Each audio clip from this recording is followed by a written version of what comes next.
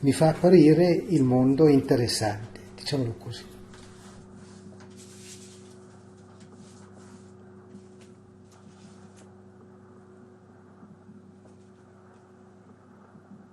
Sono sulla via come tutti gli altri. Quando sarò morto sarò perfetto. Prima no. Però se uno davanti alla morte si può consolare in questo modo, io lo trovo fantastico.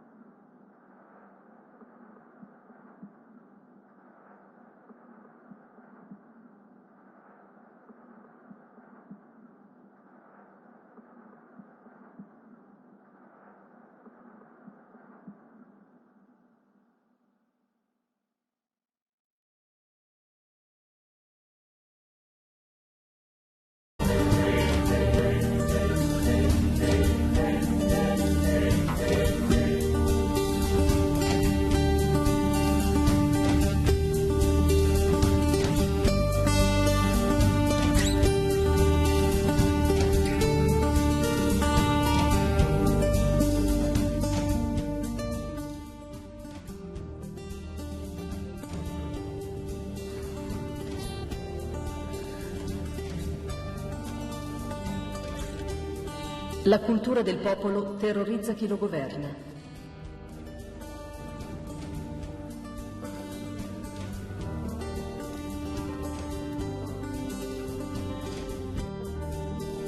La stampa non deve essere soggetta a censura.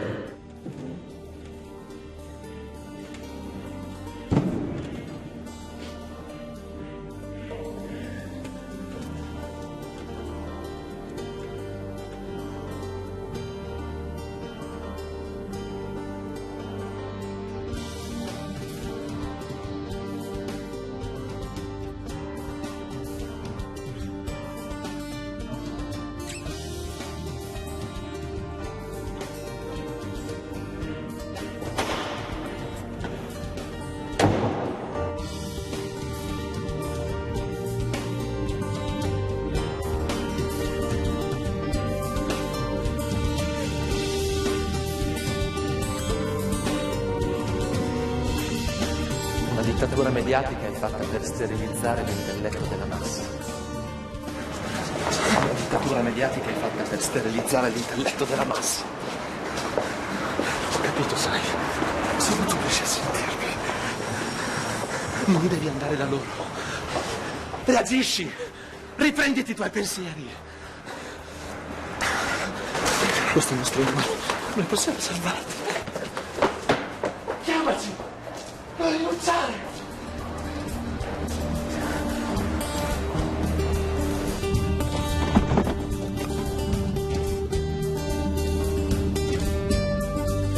Tutti devono poter manifestare liberamente il proprio pensiero.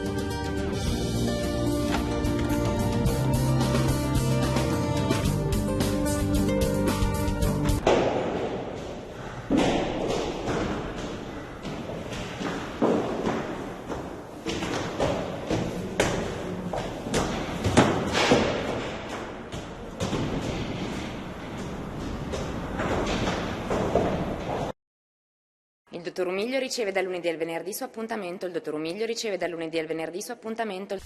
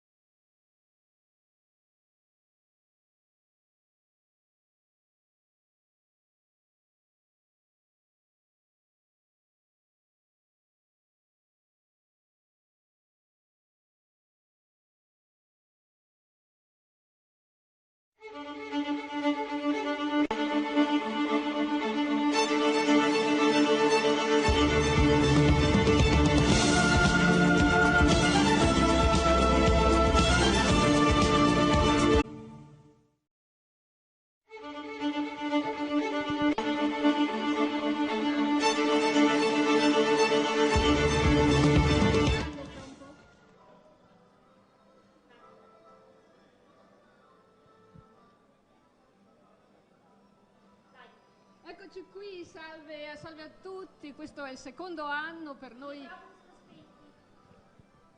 Scusate, no, i microfoni sono accesi. Scusate, abbiamo qualche problema tecnico, vediamo se...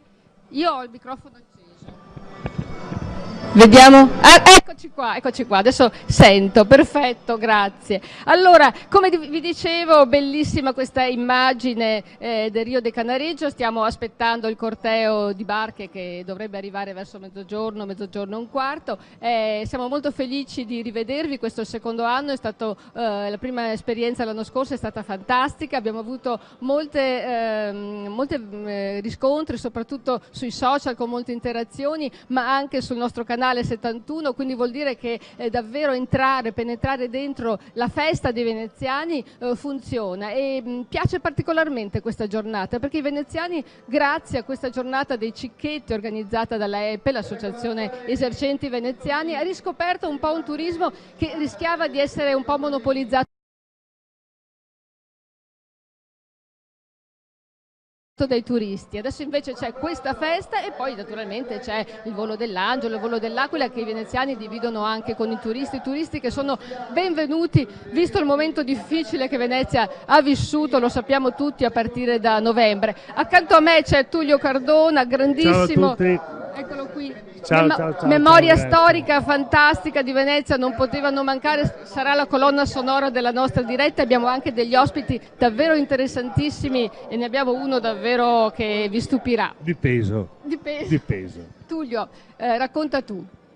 Allora, Festa Veneziana sull'Acqua nasce perché sia una festa veneziana e quindi al di là poi di quello che si fa a San Marco, di un carnevale fatto sempre più per i turisti, questo rimane il carnevale, diciamo, di Venezia e dei veneziani, tanto da terminare la giornata con l'offerta dei cicchetti delle ombre grazie all'AEP.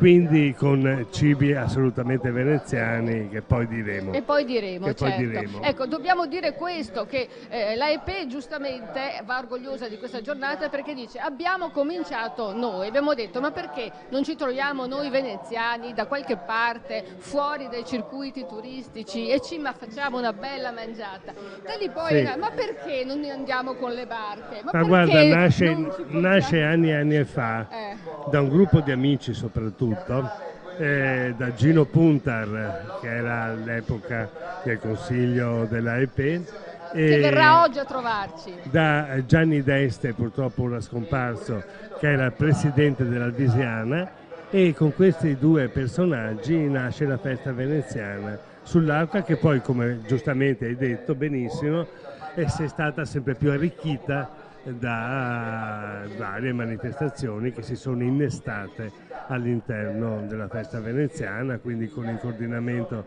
delle associazioni remiere c'è stato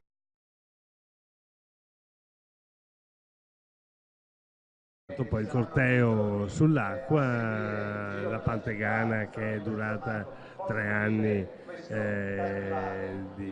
di festa, c'erano i bambini addirittura che si vestivano da topolini e insomma personaggi, regate, piccole regate, insomma è una festa che è diventata importante come inaugurazione vera e propria del Carnevale di Venezia. Certo, anche la Pantegana ha una storia perché è nata in una locanda veneziana tra veneziani davanti a un'ombra, poi racconteremo anche... E sai chi l'ha inventata? Cosa? La Pantegana, dai, ma qui c'è un po' di... L'hai inventata la Pantegana tu. l'hai inventata io. Ecco, lo so, però insomma... Ne vado orgoglioso, ma perché c'era una principessa che veniva calata dal campanile di San Marco.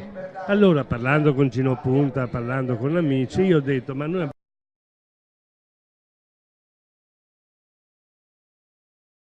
abbiamo la regina a Canareggio non la principessa, la regina, che è la Pantegana. Certo. E da lì poi e da lì poi è nato, ok. Dopo insomma si sa com'è in città, tutti dicono che l'idea è loro, no? Invece abbiamo qua il copyright. Sì. Cioè, No, hanno tentato, devo dire, di rubare l'idea, no, di rubare di dire l'idea. l'ho fatta io, anche personaggi ok. piuttosto importanti, stranamente. Vabbè. Purtroppo siamo in pochi, non riusciamo a lavorare in sinergia e cerchiamo di rubarci anche l'idea. Vabbè, dai, comunque insomma È un gioco, è un gioco. È un gioco. Io devo assolutamente ringraziare i nostri collaboratori, siamo in tanti perché per fare questa diretta davvero ci vogliono molte persone, tutti entusiasti, tra l'altro ci sono fatti la diretta anche ieri sera con il bellissimo corteo acqueo, quindi sono davvero da ringraziare. C'è il nostro regista Matteo Zanetti, grande, splendido, bionico, poi c'è Stefano Vilardo, c'è Fulvio Pastrello, Renato Bortoletto, Alessandro Russo, Federico Corte, Margherita Sonego e Nicola Patron. Ecco, ci tenevo a citarli, poi li ringrazieremo anche alla fine perché davvero si stanno dando molto da fare per noi.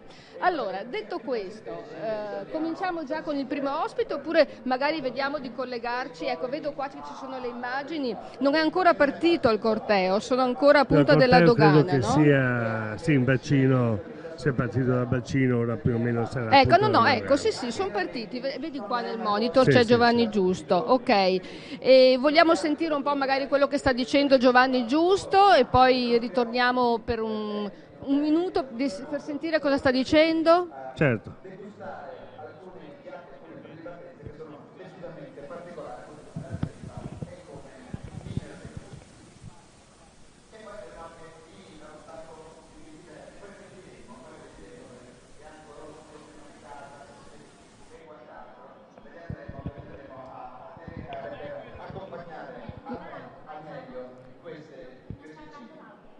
Il mio?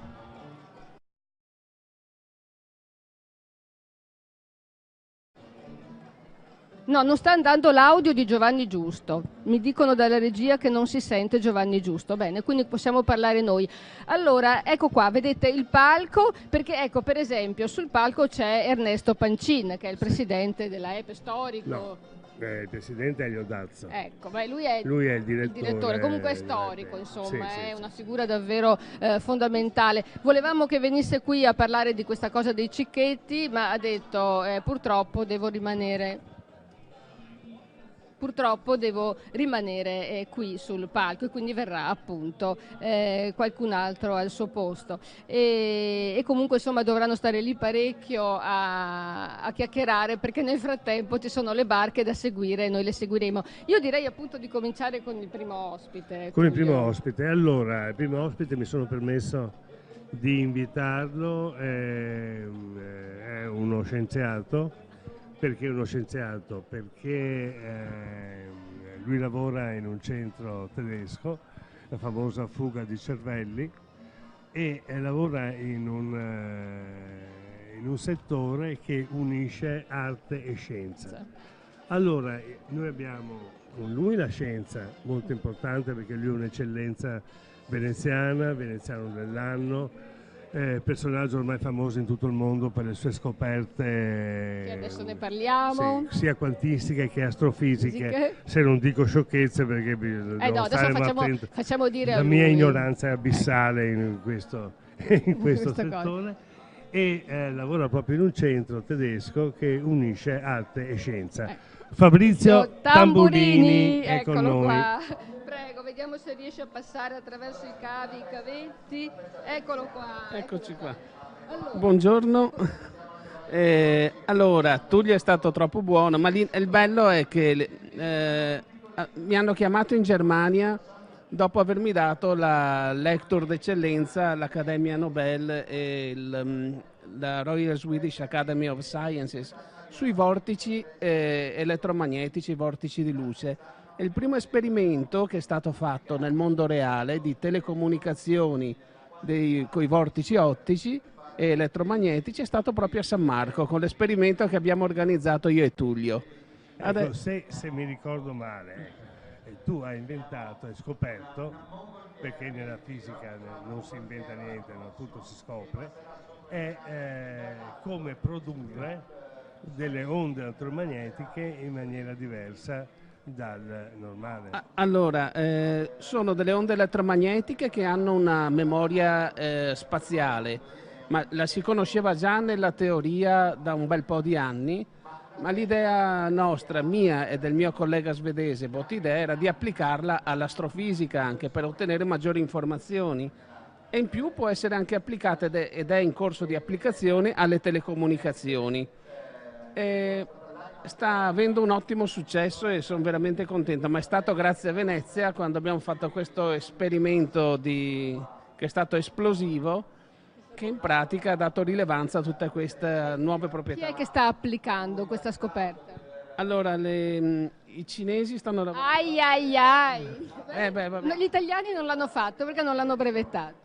Allora, ci abbiamo provato, ma le risorse erano pochine, purtroppo, e poi era troppo presto. Adesso si stanno muovendo in molti, però il riconoscimento accademico c'è. Quindi comunque l'Italia ha perso sia l'inventore, sia lo scopritore e sia il brevetto. Non dobbiamo essere molto fieri di questo. Comunque io volevo tradurre in soldoni. Questo signore ha scoperto praticamente che la luce, invece di andare correre in linea dritta, corre... No. Allora, ha una memoria spaziale attorcigliata, ma non è che faccia così. Sempre oscilla il campo, si propaga come ogni fascio elettromagnetico, solo che se la guardiamo sul piano trasversale ha una memoria, una traccia proprio che riusciamo a riconoscerla. Questa è la scoperta che ha cambiato la storia forse un po' Vediamo, ci vuole un po' di tempo. Adesso è uscita una bella cosa, la prima vera applicazione astrofisica, col buco nero famoso che hanno fatto vedere l'altro anno quelli di Event Horizon Telescope. Noi con la tecnica dei vortici siamo riusciti praticamente a far misurare la rotazione. E era una teoria che avevamo formulato nel 2011 ed era tutto esatto, e adesso probabilmente ce li ritroveremo sui telefonini tutta questa cosa. Comunque non è detto che non torni, perché magari torno. Ecco, Maristella, Sì, dimmi. a me piace sempre fare esempi pratici, no? Perché sennò tutto teorico si capisce poco, specialmente io non capisco niente. Fabrizio mi diceva che con questa scoperta, in un futuro, è presente il tuo primo canale televisivo, ecco lì ce ne possono essere all'infinito. Ecco, potremmo fare miliardi Quindi di dirette. avremo dei telecomandi, non so, a livello di... 10 Tullio Cardona, Sì, 20 esatto. Maria Stelle Donà, insomma di tutto Esatto, di più. per dire. Ecco, e parliamo anche d'arte, quindi, in questo centro dove lavori, cioè che rapporto c'è? Allora, io lavoro al Zentrum für Kunst und Medientechnologie Karlsruhe, Centro per Arte e Tecnologia di Media. Sarei lo scienziato residente lì che si occupa e dirige la parte di ricerca scientifica, e mi interfaccio anche con artisti, curatori, e abbiamo anche fatto dell'outreach per spiegare alla gente questi nuovi concetti di luce, spazio, tempo, e il centro è diretto da Peter Weibel, che è un'eccellenza mondiale, e c'è un modo proprio diverso per vedere queste problematiche di fisica. Parliamo dopo perché altrimenti rallentiamo il ritmo, perché insomma stiamo facendo la diretta sulle barche, certo. No? Ecco, quindi ne parliamo poi, rimane con noi che poi magari approfondiamo questa cosa. Allora, torniamo, vediamo se riusciamo ad avere le immagini del corteo, non so se la regia riesce a far vedere oltre al Rio anche le immagini del corteo. È un corteo un po' povero quest'anno, perché c'è stata una protesta delle associazioni remiere che si sono unite in una sigla insieme, così, e non ci saranno, hanno boicottato questa manifestazione per il fatto che loro protestano contro il moto ondoso, che ormai di fatto impedisce di remare. Sì, per quanto devo dire che in questi giorni il sindaco Brugnaro lo ha detto più volte, sono dalla vostra parte, sono anch'io dalla parte della lotta al moto ondoso, ma non è facile in una città come questa, no? No, non è facile, però bisogna partire con azioni concrete, perché le parole possiamo dirle anche io e te in perfetta dizione in italiano, però rimangono parole. Certo. Invece una città è un problema da affrontare con azioni soluzioni concrete, perché ormai siamo arrivati a livelli troppo alti. Vabbè, comunque insomma la Peata dove c'è la Pantegana, quella c'è, no? Quella c'è, costruita da Ecco, cominciamo ad avere le Agostino immagini. Amadi. No, non abbiamo le immagini, vediamo. Sai a cosa serviva? No, di... Allora, la Peata, adesso in uso alla Riviera del Brenta, è stata costruita da Agostino Amadi, che ha avuto la commessa negli anni 60 dalla SIP per posare i cavi telefonici, e poi è rimasto l'unico esempio di questo tipo di barca. Non ce ne sono più, c'è solo questa, e quindi ce l'abbiamo come testimonianza di questa barca enorme da lavoro. Senti, io qui ho un po' di barche perché così la Peata, vabbè, la più grossa, la più robusta, però ce ne sono anche altre che non sono del tutto scomparse, che ci sono ancora e che magari partecipano al corteo. Beh, quella più importante è la Caorlina. Sì. La Caorlina rimane la barca da lavoro per eccellenza, che viene ancora usata sia per il tempo libero, sia anche nelle isole tipo Sant'Elasmo, Pellestrina, eccetera, per portare anche dei materiali. Ma queste barche poi sono state adattate per avere il motore, e i primi motori furono i motori da trattore in campagna, che venivano adattati, il motore veniva adattato. Ecco, per esempio, vedi, Caorlina. adesso si vede abbiamo un'immagine delle barche. Queste cosa sono? Che barche sono? Le vedi? Queste se le vedo abbastanza poco, però queste qui sono caorline. Sono caorline. Caorline, di solito vogate a 6 remi. Ecco. Senti, c'è la possibilità di vedere per esempio un bragozzo tra queste barche? Beh, non credo che oggi lo potremo vedere, non penso che ci sia. Sì, il bragozzo è di Chioggia, no? Di Chioggia, e quindi, sì. sì. La Caorlina di Caorle. La Caorlina di Caorle, però insomma il bragozzo...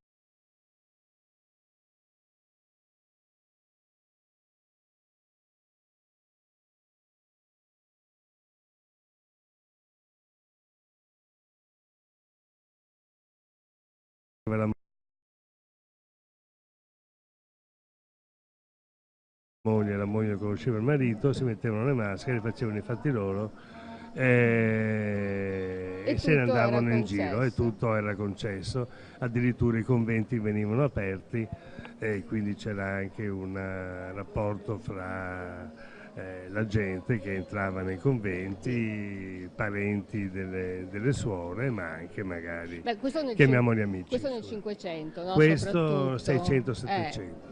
Questo va detto però che va spiegato, perché uno dice guarda che le suore, no? Che amorali o immorali, in realtà spesso erano ragazze costrette, di famiglia ricca, costrette a entrare in convento, che non avevano la vocazione e non avevano alcuna intenzione. Oppure ragazze, chiamiamole rispettare la castità, perdute a livello, che venivano recuperate dalle varie istituzioni. Abbiamo qui le penitenti, per esempio, qui vicino, o alla Giudecca, le convertite, o da altre parti, insomma, che venivano recuperate, poi molte di queste rimanevano a essere suore. Certo, però appunto le ragazze di famiglia ricca, di famiglie patrizie, diciamo erano anche ragazze colte, erano state istruite, quindi per loro era anche complicato chiudersi in un convento, non avendone la vocazione, e in una città in cui tra l'altro durante il carnevale furoreggiavano spettacoli, c'erano artisti, intellettuali, insomma era davvero una sofferenza per una donna che non voleva rimanere in convento, rimanere fuori da queste manifestazioni. Beh sì, certamente sì. Quindi questo è. Senti, continuiamo con le barche. La Disdotona, per esempio, cioè queste barche qua ce le dobbiamo sognare oggi, no? Cioè, di solito le vediamo durante la regata. Sono le barche da rappresentanza delle varie associazioni remiere. Le barche di rappresentanza sono a più remi, assomigliano a dei gondolini lunghissimi, delle gondole molto lunghe, vengono appunto Disdotona di 18 remi, quindi sono barche in legno assolutamente tradizionali, che diventano il simbolo delle varie remiere. Senti, e il sandalo? Il sandalo si usa d'estate. No, il sandalo è una bellissima barca, diciamo ormai la più usata,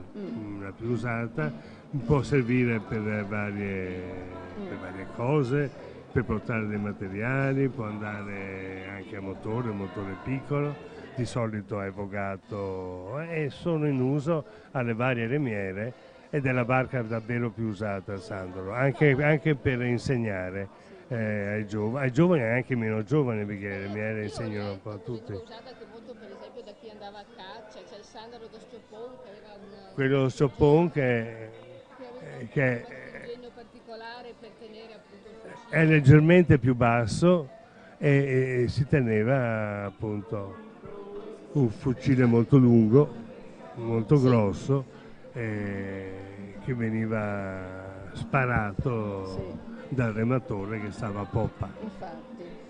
Ogni tanto in qualche osteria ci sono degli sciopponi che si vedono appesi alle pareti.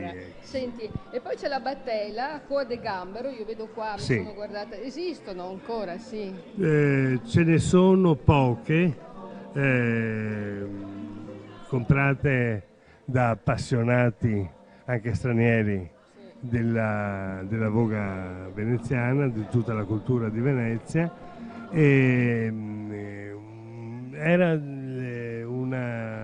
una tendenza di Giovanni Giupponi, il grande costruttore che costruì anche la Serenissima, la grande barca che precede la regata storica, e Giupponi spesso faceva queste coe de gambero, cioè con la poppa molto rialzata. Senti, poi c'è tutta la generazione delle toppe, del topo, della toppa, sono in assoluto le barche più adatte per la laguna, no? Sono le barche, certo, a fondo piatto. Fabrizio, sai remare tu? Allora no, perché quando ero piccolo, negli anni 70, mio papà aveva solo barche velocissime fatte da proto, non so se ti ricordi. Erano dei missili praticamente, arrivavi quasi a 100 all'ora. Mi è rimasta la voglia della velocità e sai benissimo dopo com'è andata a finire. Perché Maristella non lo sai, ma anche una particolarità di Fabrizio è il suo amore per i motori, tanto che lui ha fatto il pilota collaudatore. Sì. Stava per arrivare alla Formula 1. Lui comunque è veneziano. Chiedilo. Sì, veneziano, sì, sono nato praticamente a San Polo. E quindi la barca... La barca sempre ogni domenica, eccetera, però era la velocità, cioè andavamo a vedere anche le gare. Era quello che proprio mi prendeva, i motori, così. E poi la tranquillità anche delle barche a remi. Remare non sono mai riuscito a remare, però mi piace andare in barca a remi, mi piacerebbe anche imparare, ma il tempo è poco purtroppo. E come guida su quattro ruote, di solito i veneziani sono criticati perché non guidano benissimo, non perché non guidano benissimo, guidano forse poco e quindi magari hanno difficoltà a districarsi nel traffico. Ma con le macchine è successo per caso, è una casa automobilistica molto importante italiana, mi aveva preso come collaudatore, ho detto di sì, ho fatto un po' di cose in pista quando ero più giovane ed è rimasta la passione e ogni tanto si ritorna, insomma. Sfattiamo il mito che i veneziani non sanno. Fabrizio ha una Ferrari. Ah, una Ferrari addirittura, insomma, vuol dire che le scoperte... Mi ha portato una volta in Ferrari. Ah, ecco, insomma, dai, vuol dire che le scoperte fanno guadagnare, allora dai. No. Ferrari storica. È una Ferrari storica, quella che volevo da piccolo, ci ho corso dietro una vita e la tengo là, è tranquilla, ogni tanto la tiro fuori, ma raramente. Abbiamo parlato di Corline, di Bragozzo che è di Chioggia e della San Pierota, ci manca di parlare, no? San Pierota è la barca dei miei sogni, perché con la San Pierota fai tutto. Puoi andare a vela al terzo, puoi andare a motore, puoi andare a remi, con San Pierota puoi fare tutto, è la barca più duttile che possa esistere adesso nel panorama delle barche a remi. Senti, esiste ancora la Vipera? Io ho letto che la usavano gli agenti delle dogane. Sì, qualche esemplare perché era molto veloce, quindi anche i vigili urbani usavano queste barche. La chiamavano Vipera proprio perché insomma quando la vedevano sapevano che dovevano pagare i dazi. E quindi insomma era proprio, vabbè. E senti, e poi io ho letto che c'è un certo Caiccio, che è una barca che si sente poco nominare, non esiste più il Caiccio. Ma guarda, non ti so dare molte notizie sul Caiccio, appunto perché non esiste più. Non si vede molto in giro più. Questa cos'è? Fammi vedere. No, questa è una toppa. Questa è una toppetta. Una toppetta, ok. Senti, e questa? Questa dovrebbe che essere vedo lontano. Una toppetta Sì, dovrebbe sì. Sì, sono le barche più facili, tu dici, quelle familiari, quelle con cui le famiglie prendono anche d'estate e vanno al largo a fare il picnic. Certo, sì. Senti, e c'è il cofano, per esempio, se ne vedono in giro? Beh, ma il cofano adesso è soprattutto in vetroresina, quindi... Non so, vabbè. Sì, dimmi Tullio. È soprattutto in vetroresina adesso che si fanno i cofani. Beh sì, tu hai scritto un bellissimo libro su Amadi, che è l'inventore, o diciamo l'inventore, quello che ha avuto il coraggio di fare gli scaffi in vetroresina. Di importare questi scaffi inimicandosi tutta la città. Dopo però tutta la città alla fine gli ha dato ragione. C'è stato un momento di grossa discussione se la vetroresina dovesse solcare la laguna o meno. È chiaro che non è barca tipica tradizionale perché è fatta in vetroresina e non in legno. È vero anche che la manutenzione del legno ti costa moltissimo, è molto difficile, mentre se hai una barca in vetroresina, una volta che ce l'hai, la manutenzione è minima. Certo. Vabbè, comunque insomma sì, non se ne vedono moltissime di barche, in effetti si sente che manca un po' questa protesta, ma speriamo appunto che si tragga beneficio, no, da queste cose. Venezia in questo momento ha bisogno assolutamente di riprendersi e tra l'altro ne approfitto per dire che le presenze turistiche in città sono notevoli, non sono al 100% negli alberghi ma all'80%, quindi insomma vuol dire che tutta quella crisi che si era temuta con l'acqua grande di novembre in qualche modo si sta riassorbendo. Sì, ma questo è un mio pensiero, quindi proprio il mio personale. Dobbiamo adattarci ed essere pronti anche a reagire immediatamente a guai che possano toccare Venezia. Una volta può essere l'acqua grande, l'acqua alta, una volta può essere altre cose, altri problemi che possano accadere, ma dobbiamo essere pronti però a reagire immediatamente. Per esempio invitando gli stranieri a venire a Venezia e viverla in una maniera diversa, venite a vivere l'acqua alta. Certamente non sarà una cosa bellissima, ma secondo me a uno straniero piace. No, non è bellissima per i veneziani in realtà, loro si divertono, vediamo, insomma. Ecco, no, però loro... una reazione immediata dovrebbe essere applicata certo. Immediatamente. No, ma infatti in questi invece viviamo un po' nelle retrovie, insomma. Sì. Dobbiamo avere il coraggio di prendere un po' le cose così per le corna. In questi giorni infatti c'è una delegazione di una quarantina di giornalisti che vengono da tutto il mondo, anzi vi sarà capitato girando per Venezia appunto di trovare queste telecamere che vengono dal Giappone piuttosto che dagli Stati Uniti, piuttosto che dalla Cina, proprio per spiegare questa cosa che quando si dice 187 sul medio mare non significa che davvero c'è 187, ma la misura parte da Punta della Dogana e poi soprattutto bisognava spiegare, cosa strana per un veneziano, bisognava spiegare a questi giornalisti che la marea dura poche ore. A volte capita sì che permanga un po' di più perché magari insiste il vento di Scirocco o il vento di Bora, però in realtà la marea scende. Invece quando sono arrivati questi giornalisti hanno detto: a noi dispiace di aver riportato notizie sbagliate, ma ancora adesso nel nostro paese c'è gente che è convinta che Venezia sia sotto acqua. È perché poi gli orientali sono piccolini, quindi hanno paura, dice, certo. dove andiamo a finire? anche persone che hanno telefonato dicendo 1,87, mio figlio è alto 1,50, sì. Come facciamo? No? Quindi vuol dire che bisogna veramente cambiare questa mentalità. Poi va anche detto che Venezia, e questo c'è lo scienziato qua che ce lo dice, magari lo spieghiamo meglio, Venezia ha sempre vissuto il problema delle maree, anzi se non avesse le maree probabilmente... se non avesse le maree probabilmente morirebbe, no? No, le maree, da quanto ne so io, sono una necessità, insomma, fanno ricambio dell'acqua, eccetera, è quello che sentivo fin da piccolo. Ci vorrebbe Dal Paus, che è un esperto di idrodinamica, per spiegare esattamente come funzionano le dinamiche delle acque in laguna. Però serve un ricambio, eccetera, perché è un ambiente chiuso. Certo, non c'è corrente e quindi se non ci fosse la marea che va e viene, probabilmente intanto i pesci non potrebbero sopravvivere, e poi ci sarebbe sicuramente l'acqua stagnante, no? Questo è il punto. Quindi... Ma c'è anche un'altra cosa, l'acqua alta a Venezia è sempre servita anche per ammazzare i troppi topi che c'erano in giro, per pulire le cantine, aveva anche una sua funzione.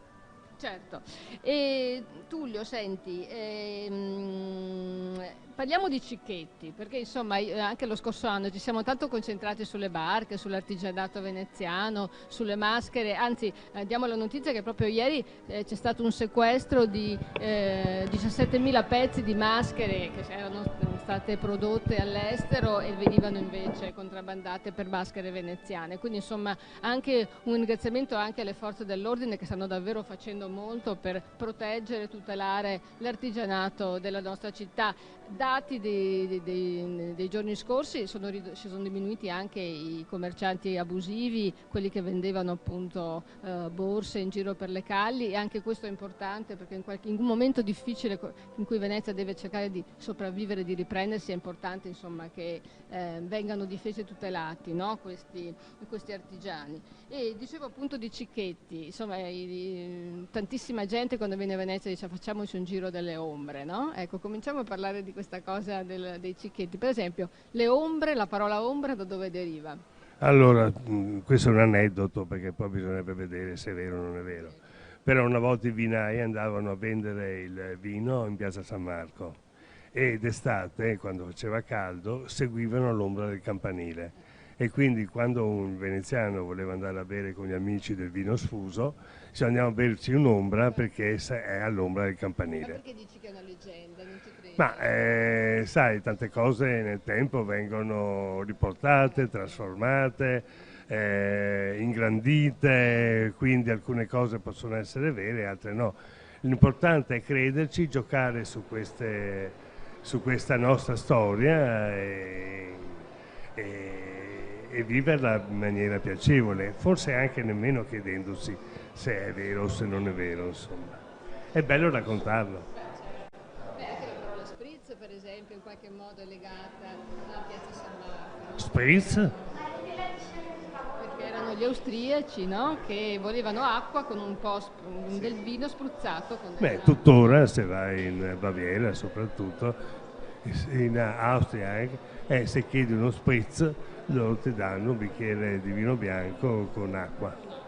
Ecco, poi noi l'abbiamo trasformata con Aperol, Bitter, Select, eccetera, eccetera. Cicchetti veneziani, quali sono i cicchetti veneziani che le piacciono? Beh, vista la stazza, tutto praticamente, quindi non è che a me piace molto la cucina veneziana, difatti in Germania non si mangia male. Passo più tempo qua anche in Italia, cicchetti, insomma, fra baccalà, poi quello che mi manca è il mesovovo con l'acciuga sopra, che me lo ricordo da piccolo. Tutto, e anche i tramezzini, non bisogna dimenticare quelli.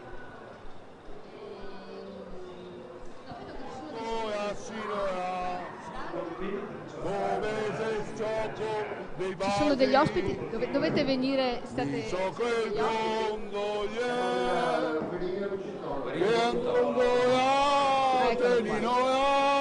Sì. Grazie Fabrizio, poi magari lo richiamiamo dopo. Prego, adesso abbiamo due ospiti che ci spiegheranno parecchie cose, prego.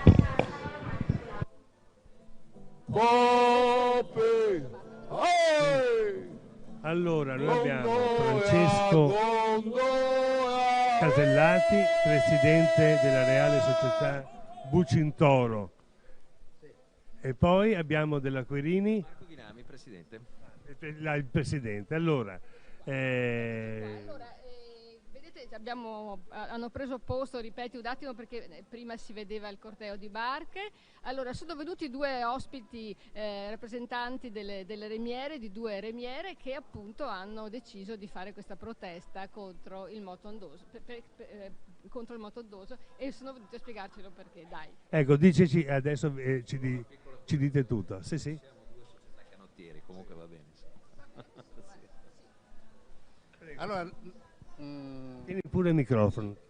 Allora, la scorsa estate ci siamo incontrati su invito di Marco, tutte le società di Voga, dopo è stata estesa a quelle di Vela al Terzo, e abbiamo pensato che fosse la migliore soluzione fosse quella di combattere tutti insieme il moto ondoso di cui si discute per diversi anni.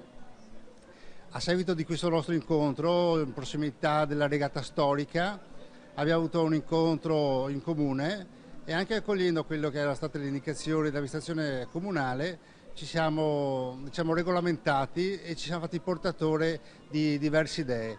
Noi abbiamo ritenuto opportuno dividere queste idee in proposte, proposte a breve termine, che è quello una maggiore diffusione dei controlli e una divulgazione dei dati dei controlli, delle proposte a medio termine, che sono tipo quella abbiamo, come si usa in Canada e in America, le zone di no wake zone, dove non è necessario uno strumento particolare, quello che può essere il GPS che richiede l'omologazione, ma è sufficiente che un'imbarcazione non faccia un'onda, l'onda bianca, in questo caso è soggetta al controllo. Questo semplificherebbe il tutto. E poi ovviamente delle proposte a lungo termine, che sono quelle una revisione della legge speciale, una regolamentazione delle imbarcazioni, perché come si diceva, mentre per la terraferma gli autoveicoli sono soggetti alle revisioni biennali e quant'altro, nelle imbarcazioni nella Laguna di Venezia non hanno nessun controllo. Ecco, questi ci siamo fatti portatori e abbiamo avuto diversi incontri con le autorità e da ultimo aspettavamo un incontro anche con l'amministrazione comunale, che per il momento non c'è stato. Giorni il sindaco che più volte è intervenuto sull'argomento dicendo che ha tutta l'intenzione di risolvere questa cosa.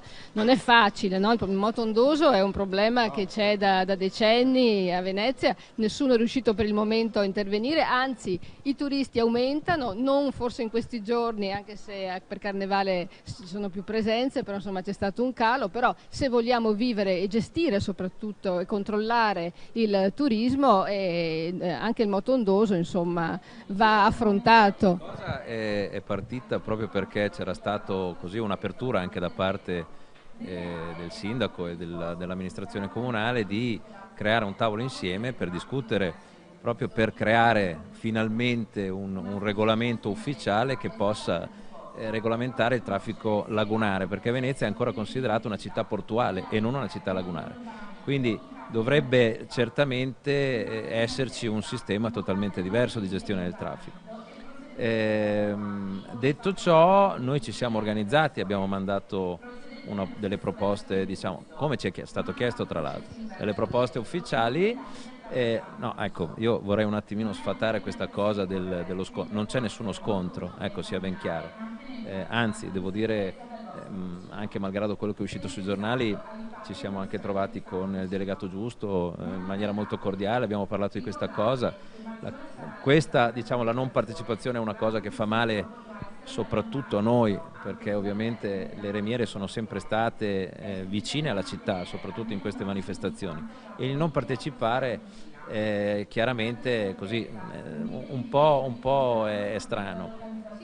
In un momento in cui la città forse aveva bisogno un attimo, no, di riunirsi così e vivere bene. Si poteva, siccome il Canal Grande è un canale di competenza del comune, credo che se avessero puntato i piedi, forse il prefetto, che inizialmente aveva dato luce verde a fare la manifestazione in Canal Grande, anche perché è del tutto pacifica e poi fatta da remiere, quindi da da persone serie, ecco, potevano puntare i piedi e far fare le manifestazioni in Canale Grande. Ho sentito le dichiarazioni in difesa, diciamo, di questa posizione. Hanno detto insomma che il Canale Grande, cioè uno non può prevedere quanta gente verrà a manifestare, quindi c'è il rischio davvero che si intralci.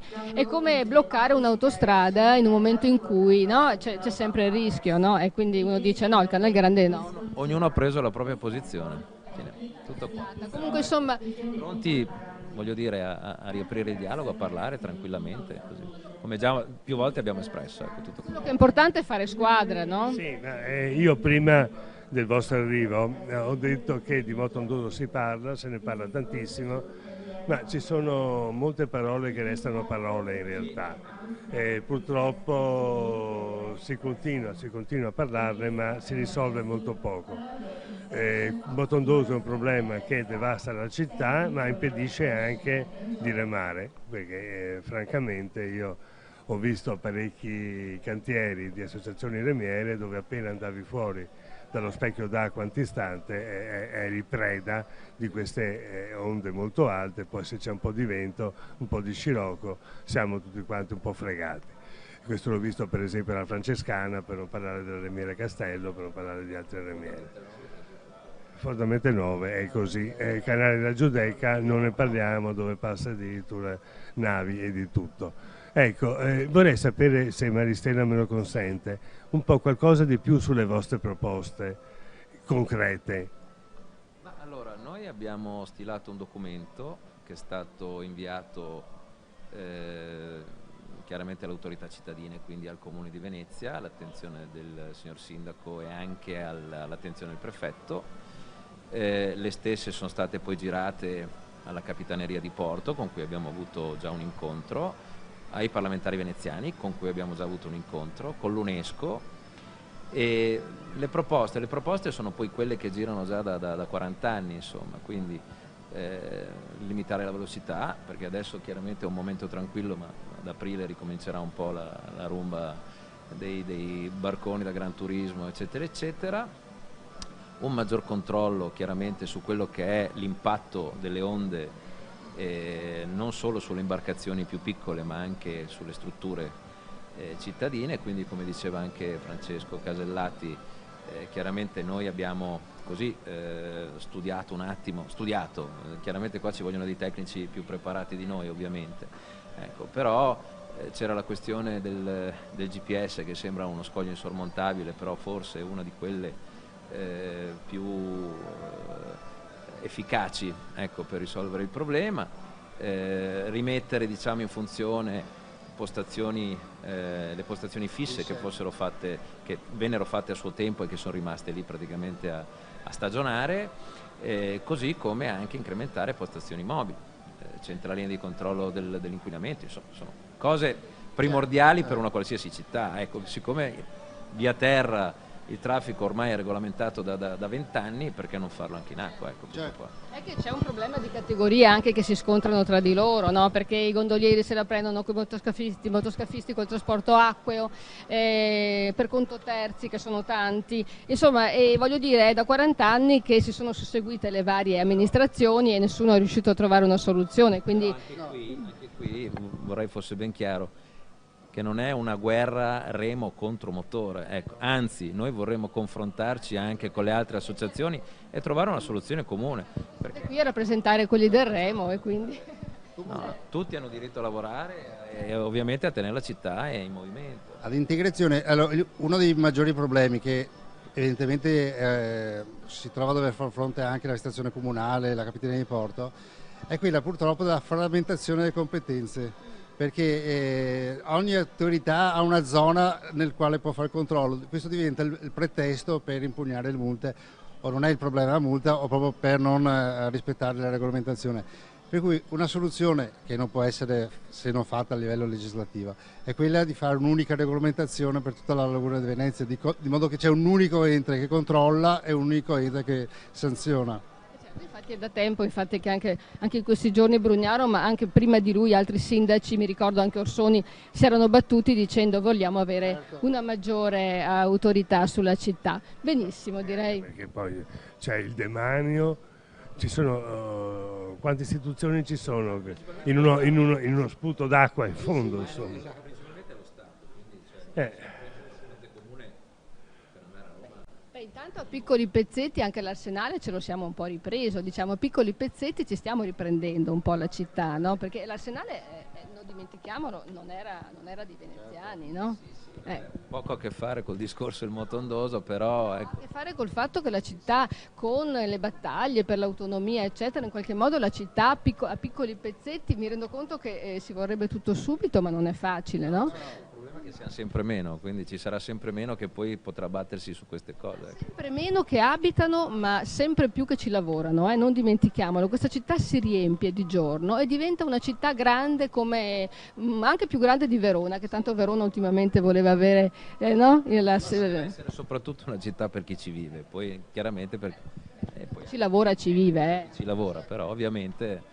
Ho notato, parlando, vedo molta gente che è nata fuori Venezia, è venuta a vivere a Venezia, dà una dimostrazione d'amore per la città che è sicuramente superiore da chi c'è nato, almeno la manifesta con maggior passione. È spessissimo, proprio gente che non è nata qua, viene a vivere qua e lotta per la salvaguardia di Venezia più dei veneziani. E la conoscono le curiosità di Venezia, ne conoscono la storia, anche in mezzo a tutte queste persone che vediamo che si sentono veneziani, e magari non lo sono, ma si sentono veneziani. Io Maristella, non so se tu hai seguito, comunque da tanti anni, proprio la Bucintoro fa una regata simpaticissima, che è la prima regata dell'anno, che è la regata della Befana. E la regata della Befana ha un suo senso, al di là della festa della Befana, dei bambini, del remo, della prima regata appunto dell'anno. Tu vedi che riunisce in maniera perfetta veneziani e turisti. E questo io l'ho notato seguendo questa regata da molti anni, proprio che nelle rive del Vino e nelle rive del Carbon, che sono le tribune, diciamo, di questa regata, i veneziani e i turisti si integrano in maniera magica. Ok, io ne approfitto del fatto che siete qua, cambiamo argomento. Parliamo di Cicchetti. Voi siete veneziani di dove esattamente? Io sono un veneziano di adozione, magari si sente anche dall'accento, però abito a Castello, quindi in zona Bragora, San Martino. Cicchetti tutti, dal baccalà alle sardine saora, all'uovo con l'acciuga, visto che si parlava di acciuga prima. Io abito a San Vio, in zona San Vio. Sì. Quindi anche lì Cicchetti ci sono zone, perché si va anche a fantasia. Abbiamo gli schiavi, per cui diciamo che è il regno del Cicchetto, per cui sì. Sicuramente un mondo che attira molti turisti, no? Sì, però per esempio San Vio mi viene in mente purtroppo che aveva moltissimi negozi di ogni tipo, sono spariti tutti, perché a San Vio non c'è più un negozio di vicinato che sia uno. Sono tutte gallerie d'arte nel percorso, no? Questa è un'evoluzione un po' di tutte le città, anche Roma, anche in tutte le grandi città nel centro si sono un po' svuotate, perché i centri commerciali hanno un po' assorbito, diciamo, no, lo shopping delle famiglie, e in centro ci sono i grandi negozi. Questo sì, ma a San Vio è venuto in maniera violenta, posso dire, in maniera molto pesante. Repentina negli ultimi 10 anni. Però lo dico con un estremo orgoglio, a San Vio c'è una grandissima, fortissima identità sociale, per quello che è rimasta viva. Per cui è vero il discorso dei negozi, è assolutamente vero, però diciamo da un punto di vista sociale è molto sentita. Ecco. Insomma, vedi che Venezia non è morta. Commentatemi questa barca, ecco, appena passata, quella barca gialla che veniva inquadrata, cos'era? Era un gondolino, eccolo qua. Questo è il gondolino per i campioni della regata storica. Ecco, però ci sono due donne sopra, questo è bellissimo, no? Che è sempre stato una barca per gli uomini, invece qua vediamo due donne, quindi... È stata sempre preclusa alle donne, invece da un po' di anni viene evocata anche il gondolino. Questa giornata l'anno scorso ha inaugurato, diciamo, questa novità di dare i gondolini alle donne. Questo è un primato di questa festa, no? Sì. Infatti fra un po' dovremmo avere anche Gloria Rogliani, dovrebbe arrivare, perché prima di questa diretta sono state fatte una serie di gare, magari se ne puoi parlare tu, Giulio. Sì, sono state delle gare a cronometro lungo il Rio di Cannaregio, organizzate dall'Associazione dei Regattanti, dove hanno vogato puparini, gondolini appunto con le donne, e ha inaugurato la giornata, la festa veneziana sull'acqua. Senti, io volevo parlare dell'origine dei cicchetti. Chi è che lo sa? Tu lo sai come sono nati i cicchetti? I cicchetti erano una cosa che veniva usata per evitare di ubriacarsi, bere e mangiare assieme dai mercanti che venivano a Venezia. E i cicchetti venivano distribuiti inizialmente un po' a Rialto, un po' a San Marco, non venivano distribuiti in tutta la città. Questo è quello che io ho scoperto un po' così leggendo le varie curiosità. I cicchetti della Sandra, Francesco, i cicchetti della Sandra, visto che hai nominato schiavi. I cicchetti della Sandra come sono? I cicchetti della Sandra hanno vinto dei premi internazionali, proprio in gare di cicchetti che sono stati fatti in tutta Europa e anche fuori Europa. E com'erano? Come sono, perché sono ancora vivi, vegeti e si mangiano. Sono cicchetti fantasiosi. Quindi non sono quelli, non so, in Nervetico e Segoe per esempio dalla Sandra li troviamo? No, non li ho visti, sono diciamo dei cicchetti diversi, mi sembra, di quelli tipici, sono crostini piuttosto. Sì. Per esempio io ho letto che la spienza, sai cos'è la spienza? La milza. Ecco, una volta si facevano questi crostini con questa frattaglia, la si bolliva e si fa anche adesso, si trova, io non la vedo spesso, è un po'... aspetta. Purtroppo, sì, purtroppo. E poi sono amante delle frattaglie, quindi però non si trova più. E dove si trovavano? Ma si trovava anche a Rialto, sì, forse in qualche osteria sì, però vedo che adesso è sempre più difficile. Però... Spieghiamo meglio com'era, cioè si bolliva e poi? Ma bollita e poi viene tagliata a fette, condita con olio e limone generalmente. Poi in Sicilia per esempio la mangiano col panino e qui veniva mangiata così, col pane. Sì. Un po' perché le frattaglie in effetti cominciano a piacere un po' di meno, no? Sì. Diciamo, sì, è sempre più difficile, sì. Poi le polpette, tutto è un mondo quello delle polpette, no? Ci sono polpette di tonno, le polpette veneziane classiche sono quelle di carne, però le polpette di tonno, io me le ricordo dai Domori per esempio, ci sono le polpette di tonno. Sì, però io ti suggerisco di andare dalla Vedova, che quelle sono polpette meravigliose che durano nel tempo, stupendo, hai perfettamente ragione. Comunque il cicchetto viene mangiato per piacere, ma anche per accompagnarsi all'ombra che invece sarebbe vino a stomaco vuoto. Io ho letto appunto che in origine il doge soffriva, aveva dei malesseri eccetera e quindi ha capito che mangiando spesso poteva in qualche modo stare meglio, così ha deciso di imporre questa cosa dei cicchetti a Venezia, quindi anche questa cosa appartiene... l'ho letto, adesso vediamo se lo tiro fuori. Ce l'ho.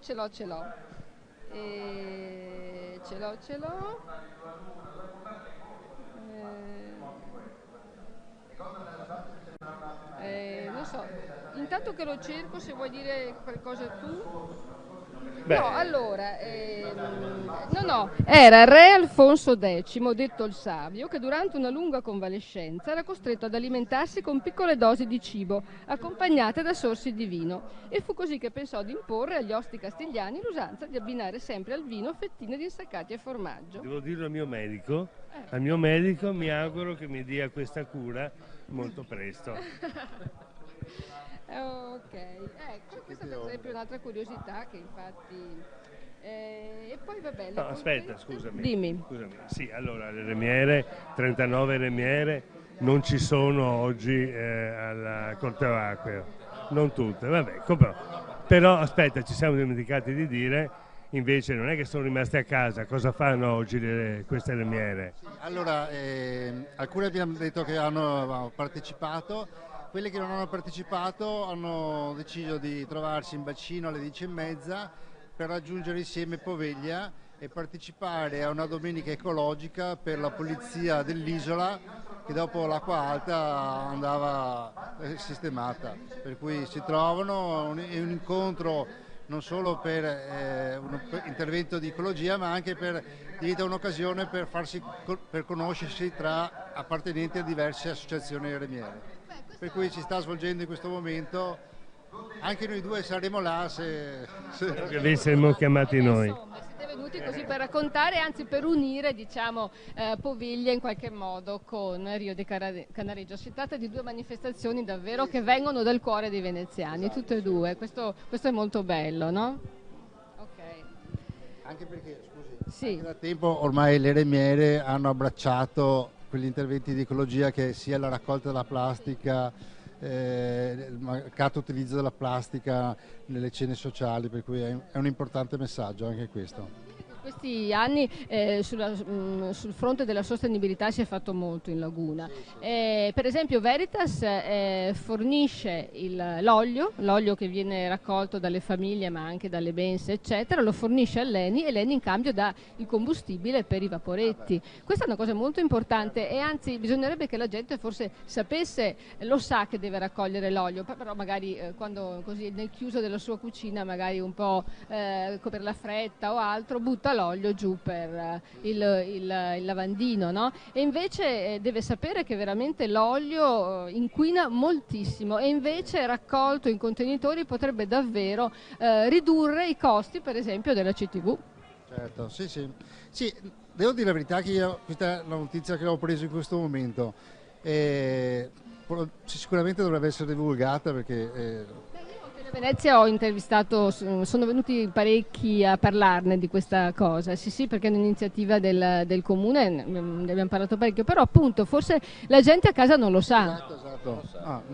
Esatto, per cui esatto. Devo dire che l'ENI di Porto Marghera, e anche lì è venuto a Televenezia, ne abbiamo parlato col direttore, sta facendo molto proprio per cercare di estrarre energia dai combustibili. Per esempio il direttore ci ha detto che l'olio di palma non lo pensano neanche più come combustibile perché c'è troppa concorrenza e quindi cominciano a pensare a delle sostanze che nessuno vuole e cominciano a sperimentare il modo di estrarre energia da sostanze che nessuno vuole, così si reperisce nel mercato per poco. Forse ci vuole più divulgazione ma anche più consapevolezza da parte poi delle persone, dell'utente e quindi di lavorare con questi due fattori insieme.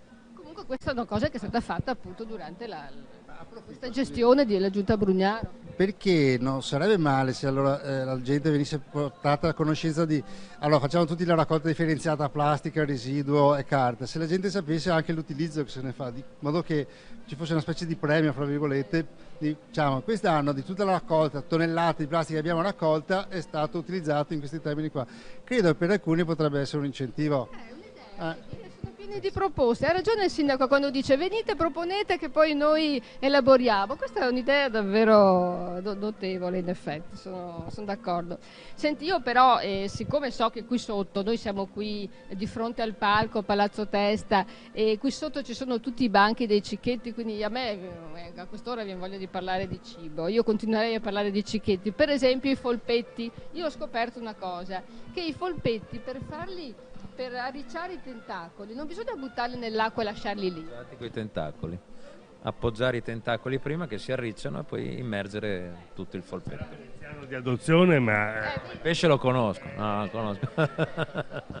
Quindi... Naturalmente stiamo parlando dei folpetti piccoli che non è facile trovare. Sì, no, non è facile, generalmente pare vengano da Caorle, almeno quelli tradizionali, quindi sì. Non pescate voi che andate a remi? No, io ho pescato quando ero bambino, andavo a Gao nel Rio davanti a casa con anche scarsi risultati, adesso no.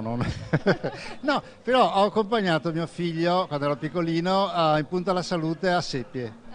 Una o due siamo riusciti a pescarla, poi l'abbiamo anche buttata in acqua. Ma non è facile. Ci vuole una tecnica speciale, bisogna avere molta sensibilità, però si riesce, quelli bravi, competenti riescono a prendere diverse seppie, però noi ci siamo divertiti. pesca sportiva, diciamo. Vai con la lampada di notte, la rete, e tiri su quando vedi che affiorano. Oppure la seppia becca, si dice, no? Cioè praticamente mangia l'amo, eccetera, lo senti molto molto delicatamente, quindi devi proprio stare lì a sentire la tua lenza in maniera molto molto molto delicata. Senti, parliamo del cicchetto per eccellenza, la moeca. Lei è ormai la moeca, sì, dai. partita con i cicchetti. La moeca, dai, la moeca veneziana, che è costosissima, rarissima, perché sono ancora pochi quelli che riescono a scoprire quando muta il granchio, no? Sì, è proprio così come dici tu.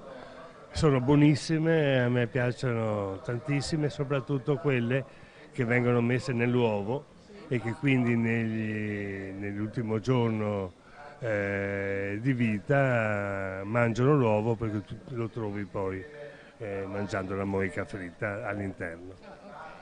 Ma tu peschi, Tullio? Sì, io ho pescato un po' con degli amici da neofita, perché non sono un esperto, però mi sono abbastanza divertito. Pescare la seppia, poi io non so il mio amico qua cosa ne pensa, è un po' triste perché senti i suoi suoni, quasi parla, insomma. Sì, infatti per quello abbiamo anche smesso. Ti fa peccare, detto in veneziano, quindi insomma. Pescavo orate soprattutto. Ecco, vabbè, quelle non fanno suoni, però soffrono anche loro, muoiono anche loro. Certamente, ma non dicono niente, quindi passano più inosservati. Vediamo a che punto siamo con il corteo, vediamo se ci inquadrano l'arrivo, perché dovrebbe ormai essere vicino. Ho visto che prima erano a Rialto, sotto il ponte. Lasciamo liberi i nostri amici? Sì, lasciamo liberi i nostri qualche amici. domanda? Grazie mille. Grazie a voi, viva la Querini, viva la Bucintoro. Ecco. Allora, vedi, sono tutti assieme. Devo dire che sono tantissimi, no? Cioè, guarda. Devo dire che sono tantissimi, vedi? E quindi insomma questo significa, sono tutti veneziani, ma credo che vengano anche dalla terraferma e sicuramente ci sono anche forse dei turisti. Questo significa che Venezia insomma è ancora viva, vivissima, no? Beh, sicuramente Venezia è viva, mi domando per quanto. Io credo che ci vogliano delle amministrazioni ormai con degli interventi molto duri.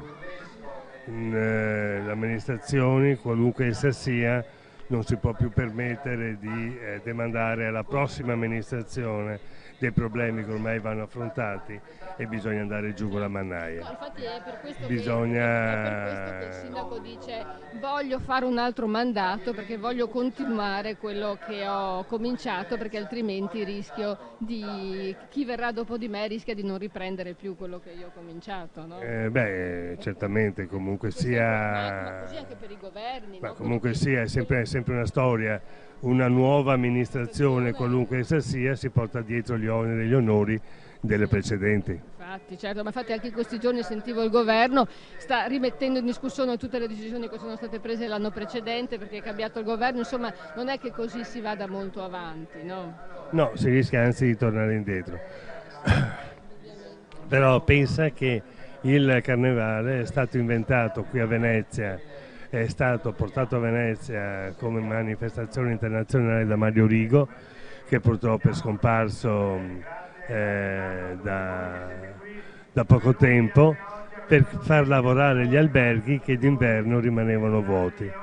E quindi lui portò nel 1979, insieme alla Biennale Teatro di Maurizio Scapparro, portò questo carnevale a Venezia, lo impostò come manifestazione internazionale e dal 79 È manifestazione internazionale. Ecco, va detto che il carnevale naturalmente è antichissimo, si è svolto per secoli e poi è stato interrotto con la caduta della Repubblica Serenissima, no? È stato in quel momento che non se n'è più parlato e dopo appunto è stato giustamente ripreso, ma per decenni è scomparso ed era un carnevale che in tutta Europa era estremamente apprezzato, vissuto e molti arrivavano da tutta Europa, anche perché questa cosa dell'indossare la maschera era proprio una cosa tipica veneziana, al punto che siccome appunto in quei giorni uno poteva fare quello che voleva e aveva scoperto la bellezza dell'anonimato, ha continuato a usare la maschera anche dopo. Ecco, adesso vediamo che stanno arrivando, ecco la Pantegana. Ecco Tullio, guarda, sta arrivando la Pantegana, eccola qua, quindi sono veramente...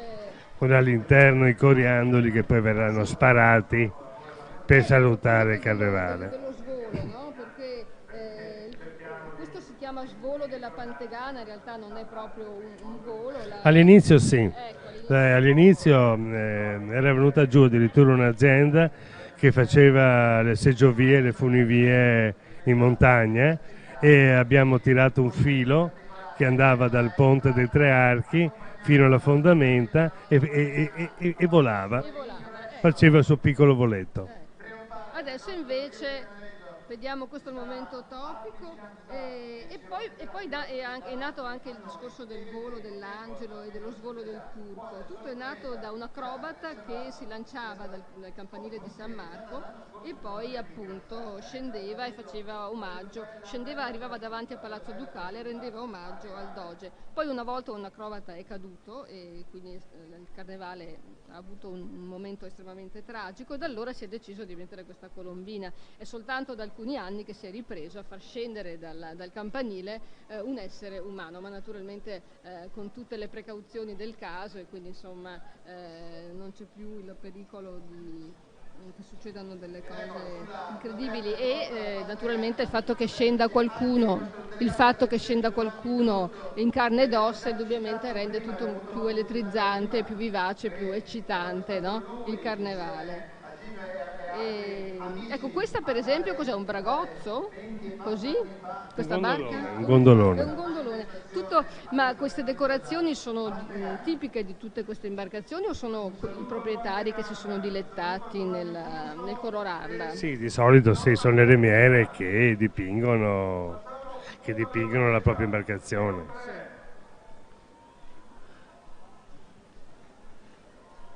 Ecco, tu per esempio lo sapevi che nel 1339 fu addirittura proibito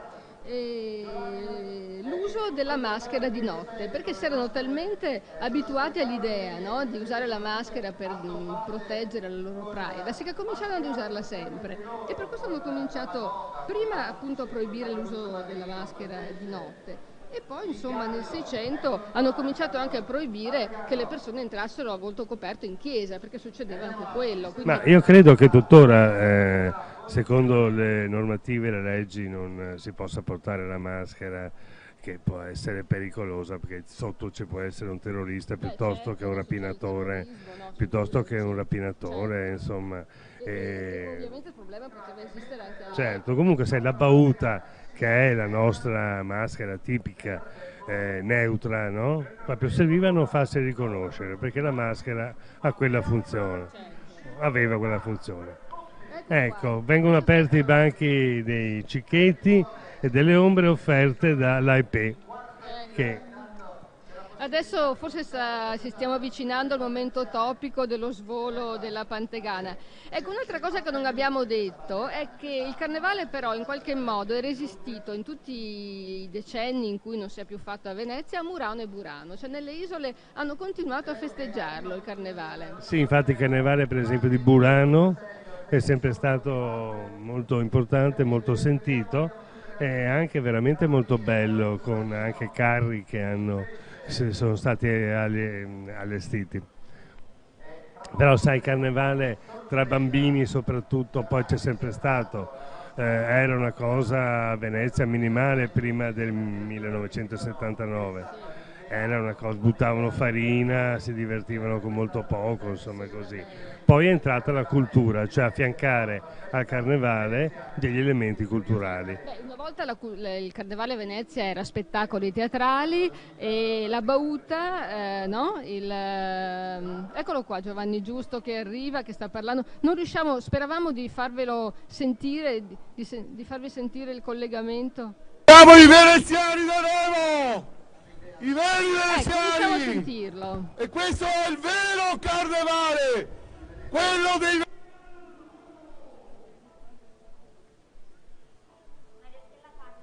Sì, no, ma riusciamo a sentire comunque, qualcosa si sente, perché mi dicono dalla regia che non si sente. Perché quando Riusciamo a pensano di sentire un po' averci l'audio. stinto, uscirà da Sta ogni facendo dove l'inbonitore della cavalleria più che delegato alle la tradizioni. Momento storico questo. Un momento storico. Queste sono tutte cose che non c'erano, una volta si andava a teatro, si andava a divertirsi, a ballare e ci si concedeva anche appunto serate trasgressive con la propria amata, magari ci si concedeva anche delle avventure con la maschera e quindi senza conoscersi. Questo era il carnevale a Venezia. Guarda, io mi ricordo l'Alzaremi è il momento topico più importante del barcaiuolo, del gondoliere, di chi porta una barca perché è il saluto. Io ricordo anni e anni fa che l'Arsenale venne aperto dalla Marina Militare per ospitare Claudio Baglioni e un suo concerto, e alla fine del concerto, siccome si andava anche in barca, oltre che a piedi nelle varie tribune, i vogatori alzarono il remo e Baglioni rimase molto perplesso e poi a noi giornalisti chiese: ma perché hanno alzato tutti quanti il remo? No, non sapeva di questo, nessuno gli aveva detto di questa tradizione. No, ma è vero comunque, è un momento topico, anche quando si rende omaggio a qualcuno, anche nei funerali, è un momento molto commovente. Ed è anche bello dal punto di vista proprio scenografico, diciamo. Ecco la peata, vedi? Questa peata, guarda quanti la remano, però...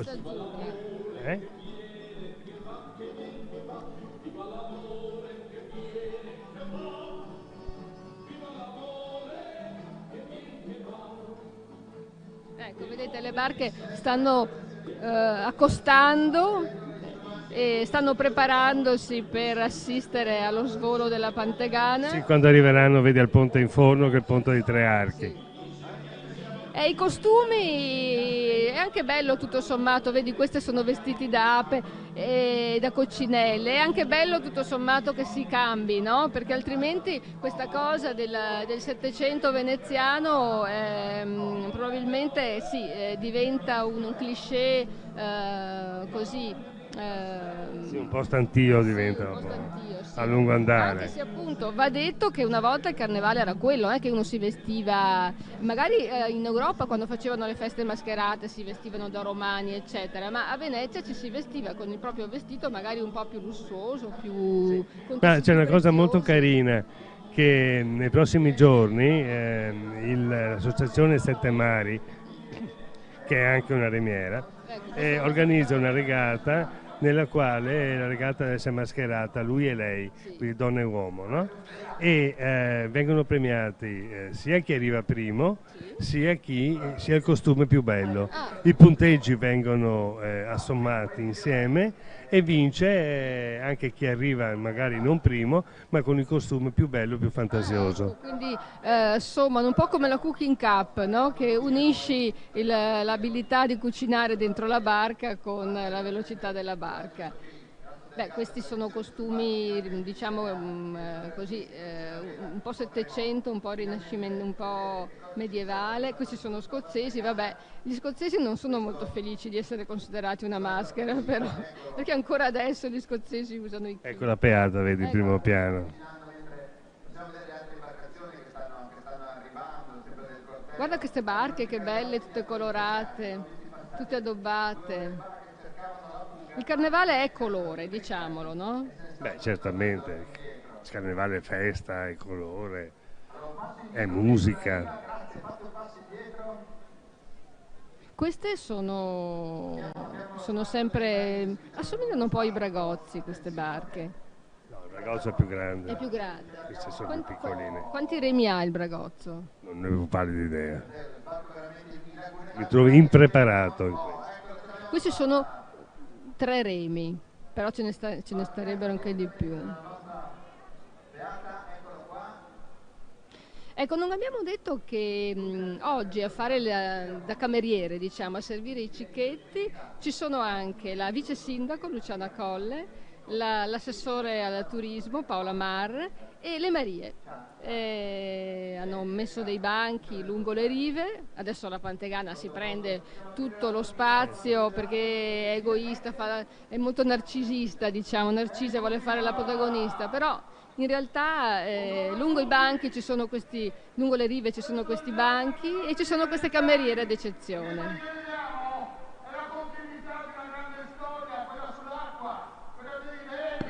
Quella delle nostre leviere che oggi festeggiano a loro modo e tutti assieme festeggiamo quello che dichiariamo essere il nostro carnevale, quello che apre il carnevale di Venezia, e loro sono sicuramente il simbolo della venezianità che continua. No, che fanno finta di ricordare i vecchi tempi, siamo attualissimi, eccoci qua, siamo veri, siamo forti, siamo i veneziani. Quello che sarà lo scoppio della Pantegana, va bene, al quale tutti non soltanto partecipiamo, ma addirittura l'azioniamo, quindi tutti assieme lo dichiariamo con conto alla rovescia, lo scoppio, e dopo si va al resto del carnevale che dura più di 16 giorni. Allora, quelle che abbiamo visto sono le barche, attenzione, tradizionali della continuità, le caorline, le mascarette, i scioponi, i sandoi, le batee, tutte barche che da sempre esistono a Venezia e che noi continuiamo ad usarle perché ci servono, sono quelle che ci permettono di fruire dell'ambiente nel modo più corretto, e oggi le vediamo come carri allegorici scivolarci davanti, ed è un'opportunità straordinariamente unica, come lo è unica la nostra grande città. Che città rimane fin tanto che sarà viva, e noi lo dichiariamo oggi, e siamo belli, veri e vivi e pronti a continuare quella che è la millenaria storia che ci ha preceduto. Quindi stiamo creando e facendo e garantendo il futuro. Pensate che oggi al corteo dei veneziani sulle barche di carnevale c'era Ilaria, una bambina di 8 mesi. 8 mesi, questo è il sinonimo della continuità. 8 mesi era già là a presidiare. Io ci sono veneziana e continuo. Bene, allora, la Pantegana adesso un po' alla volta si sposta al centro. Perché la Pantegana? Ma perché la Pantegana è stata scelta popolarmente. Perché c'è un motivo bello chiaro, e in carnevale magari con ironia lo possiamo dichiarare spavaldamente. Perché tutti pensano che Venezia sia una città tipo museo, no? Dove si entra e si esce alla sera. Non è così, non è così. Oggi lo dichiariamo al mondo intero che Venezia vive, fin tanto che ci sono i veneziani. Venezia è e rimarrà una città viva, perché è fruita della sua straordinaria Giovanni diversità. Giusto è come te, è un Ci grande comportiamo veneziano che ama la sua città e non perde occasione per dire che la città è viva e continua a vivere. Sì, la città la amiamo tutti, insomma, ecco. Non credo che ci sia veneziano che dica che odia la città o che non si senta veneziano. No, ma che crede nella città, nel futuro della città. Poi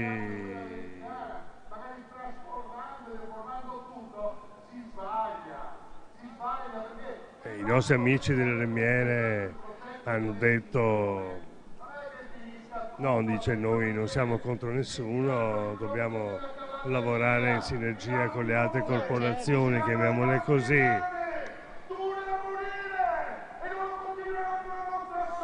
È un comizio questo, praticamente. È un comizio.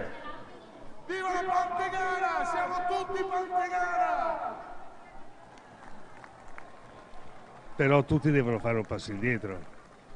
per lavorare in sinergia per il bene di Venezia, però i motoscafisti devono fare un passo indietro, i lancioni, il Gran Turismo devono fare un passo indietro, i gondolieri tutti devono fare un passo indietro, perché non solo una deve farlo. No, certo. Questo è Ci riusciranno? appunto, Punto di questo domanda. è il motivo per cui stiamo ancora qui a parlarne dopo decenni. Sì.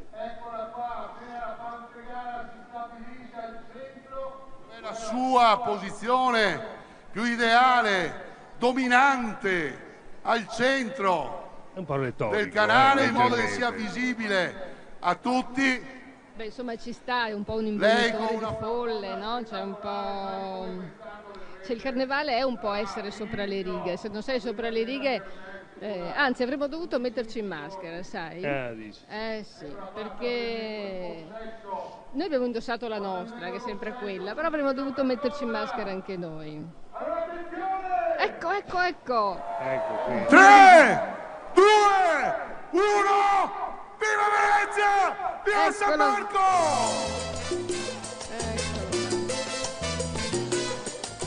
Ed è che inaugurato il carnevale in diretta con Televenezia. E allora il carnevale!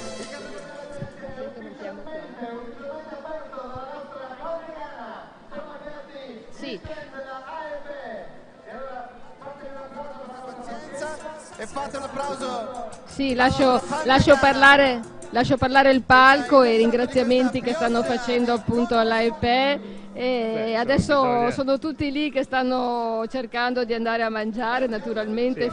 Questo è il Dobbiamo momento. mandare un pensiero però anche a grande lavoro di Vela, Sì, certo. perché Vela organizza il carnevale Certo. per conto del Comune di Venezia e bisogna dire che stanno lavorando molto Guarda, e anche Fabrizio bene. Doria, Piero Rosa Salva, sono veramente dei grandi che si danno veramente tanto da fare e anche questa diretta l'abbiamo fatta grazie a loro. Io tra l'altro ringrazio sempre il nostro gruppo di ragazzi che davvero ci ha aiutato tantissimo in questa diretta, il nostro naturalmente regista Matteo Zanetti, poi c'è Stefano Vilardo e Fulvio Pastrello, Renato Bortoletto, Alessandro Russo, Federico Corte, Margherita Sonego che è qui che sta continuamente dandomi indicazioni sull'audio se c'è o non c'è, perché insomma a volte ci sono dei problemi anche tecnici, Nicola Patron, poi naturalmente ringraziamo Fabrizio Tamburini che è stato così gentile a venirci a parlare di scienza e tutto sommato siamo riusciti a fondere bene l'argomento con il carnevale, perché il carnevale è arte e fantasia esattamente come la scienza, perché Creatività. è vero, è Sono creatività, sicuro che perché lo scienziato deve un po' immaginare prima di scoprire, no? Adesso lui è fuori dalla telecamera, insomma anche Einstein è uno che prima ha immaginato delle cose e poi via via ha cercato di vedere, di verificare se erano vere, Sì. quindi insomma... Questo sì, comunque quando abbiamo fatto l'esperimento a San Marco ci siamo accorti che io ero vestito in grigio con una cintura marrone e lui era vestito in marrone con una cintura nera. Allora improvvisamente ci siamo accorti che non eravamo proprio in sintonia e abbiamo chiamato le nostre mogli dicendo portateci subito la cintura giusta, senza pensare che potevamo scambiarcele semplicemente e la cosa sarebbe stata risolta. E questo è come Einstein che aveva due gatti, uno grande e uno piccolo, quindi sulla porta ha fatto due buchi, uno grande e uno piccolo. Quindi c'è un collegamento. Direi, eccoli qua, stavano inquadrando le persone che stanno mangiando i cicchetti. Direi, voglio sapere da Matteo Zanetti se possiamo interrompere qui la diretta, se... C'è la nostra Margherita Sonego che glielo sta chiedendo. Andiamo avanti? Andiamo avanti ancora. Quando vi è scuro... No, andiamo avanti ancora perché no, ma io guarda, devo parlare di cicchetti perché ne ho tantissimi di cui parlare. Per esempio, non abbiamo parlato delle sardine in Saor, abbiamo accennato. Le sardine in Saor sono in realtà un piatto nato nel laghetto degli ebrei, no? Sì, sardine in Saor Comunque il Sahur aveva il compito, essendo cipolla, che faceva cucinare il cibo che era sotto questo aceto e cipolle, faceva mantenere il cibo, una volta i frigoriferi non c'erano, e quindi era un ottimo sistema, specialmente d'estate, di mantenere il cibo. Appunto, quindi hanno scoperto questo metodo di conservazione, che tra l'altro io ho ritrovato anche a Palermo, quindi vuol dire che poi è un metodo di conservazione che è stato utilizzato anche nelle imbarcazioni, per esempio. No? Ma la cucina povera poi ha tantissimi punti in comune ovunque. Certo, ma poi gli ebrei in particolare, che erano costretti, perché pur essendo Venezia la prima città ad aver dato loro ospitalità, erano anche costretti comunque chiusi in questo quartiere, quindi potevano uscire anche poco. Facevano e quindi finta. In realtà diciamo che riuscivano a trovare degli stratagemmi. La situazione più accreditata è che anzi Venezia difendesse gli ebrei in un ghetto più che recluderli in un ghetto, però poi erano così importanti per Venezia, anche perché salutiamo i nostri amici australiani, mi dicono che ci stanno seguendo. Ecco, vi dicevo in apertura di questa diretta che ha avuto molto successo questa diretta a livello di social in tutto il mondo. Quando Televenezia mostra Venezia, Televenezia è in testa nelle posizioni di Google, di Instagram, e in questo momento mi dicono che ci sono molti australiani che ci stanno seguendo, quindi noi li salutiamo, ci fa molto piacere, speriamo di aver raccontato loro delle curiosità che magari non conoscevano. Davvero grazie per il fatto che ci state seguendo. No, appunto, dicevamo. Non mi ricordo più cosa stavo dicendo. Cosa stavamo dicendo?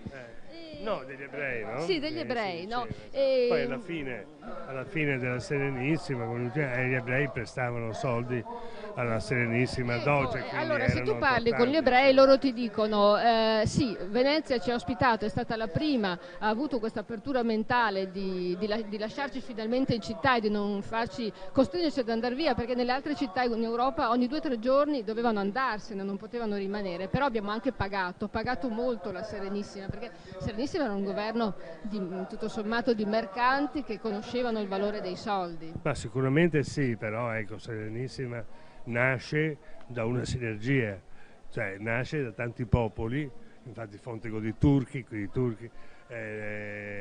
ebrei, armeni, e tutti hanno contribuito alla ricchezza e alla città, insomma, in genere. Però insomma c'è stato un periodo in cui per loro forse non era facilissimo, almeno ufficialmente, uscire dal sestiere, dal loro ghetto, e quindi magari comprare una quantità notevole di sardine e poi prepararle e conservarle magari consentiva loro, no, di sopravvivere più a lungo, di mangiare. Sì, no, ecco, questo era... no, è una storia molto interessante quella del Sardina in Sahur, anche perché è una pietanza che è stata un po' riscoperta dagli chef, tanto che ora capita che nei ristoranti quelli più ma anche stellati si assaggino delle pietanze in Sahur, sostituiscono le sardine con tutto, con la zucca, sì.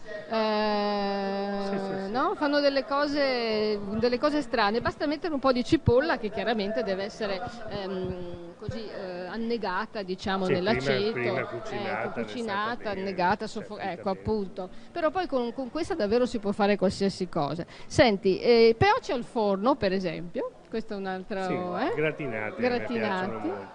Ecco, anche questo è un altro cicchetto. E poi la polenta con la soppressa, anche questo... Polente soppressa e polente schie, perché ci si dimentica la schia, che era questi gamberetti.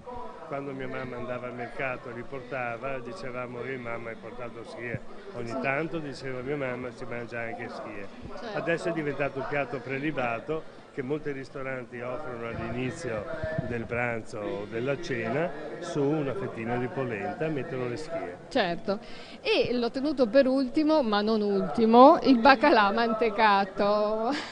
Allora, su questo io credo che siano pochi ormai che non conoscono Querini, no? Che è lui che ha scoperto questo pesce, questo baccalà, che va detto che quando lui l'ha portato a Venezia lo hanno abbastanza ignorato. pescato, non hanno capito l'importanza di questo pesce che secondo lui invece era una scoperta, perché era più che altro era il modo di conservare il pesce, no? La scoperta. A Venezia il pesce si mangiava fresco e quindi era un po' come portare del ghiaccio agli eschimesi, no? Ho detto, ma cosa ci porti? Sì. No? Ecco. Ma sai, su questo tema bisogna anche dire che ha formato anche delle mentalità isolane. A Burano erano tutti pescatori, sì. E bene o male, insomma, il lunario lo si sbarcava perché si andava a pescare, e il pesce lo si mangiava. Molto più sparagnini quelli di Sant'Erasmo, che invece erano più agricoltori, contadini, e quindi avevano proprio un'altra mentalità, addirittura di modo di essere, ma anche di commerciare e di mettere via, perché può venire poi una tempesta e rovinare il raccolto. Certo. Quindi per loro il baccalà è stato hanno capito subito l'importanza, tu dici, del baccalà. Sì, no, dico che nelle isole di Venezia le mentalità sono diverse anche rispetto al cibo. Certo. No, poi va anche detto che i pescatori da sempre si sono privati del pesce, quello più pregiato, perché lo hanno venduto naturalmente a chi poteva comprarlo, e alla fine, un po' come il calzolaio con le scarpe rotte, hanno sempre mangiato, no, appunto le schie, cioè quel pesce più povero. Ecco, io poi nelle curiosità comunque che mi sono andata a cercare ho scoperto che è stato grazie al Concilio di Trento nel 1563 che vietò il consumo di carne per circa 200 giorni, e fu proprio in quel periodo che lo stoccafisso cominciò ad essere apprezzato, un po' per quello che dicevi tu adesso.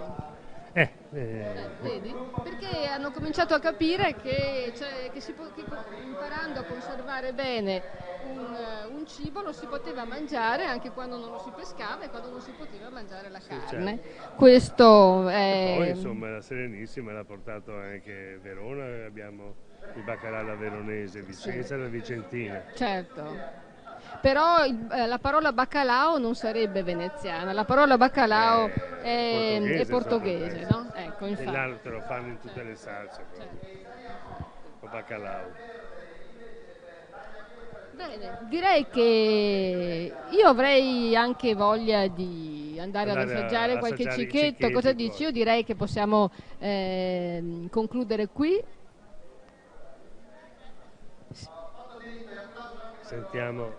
Sentiamo dall'alto cosa ci dicono. Ecco, vedete, cominciano già a defluire i veneziani dalle rive, quindi insomma ormai la diretta sta per finire. Questa è una... Mi sembrano anche molto ordinati, la sicurezza ha funzionato bene. Devo dire di sì.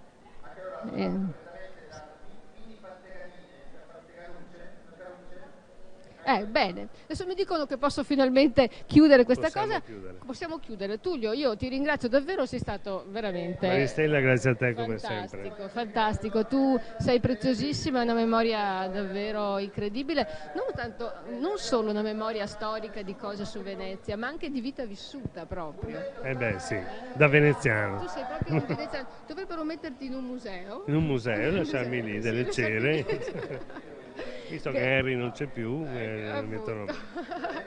Grazie Tullio Cardona, grazie ancora a tutta la redazione, a tutti quelli che mi hanno aiutato, e grazie soprattutto a voi che ci avete seguiti. Perdonate i problemi tecnici legati anche al microfono, così, e arrivederci al prossimo anno. Mi dicono che ci sono molte interazioni nei social anche quest'anno, quindi sono sicura che anche l'anno prossimo ci rivedremo. Grazie a tutti e buon carnevale.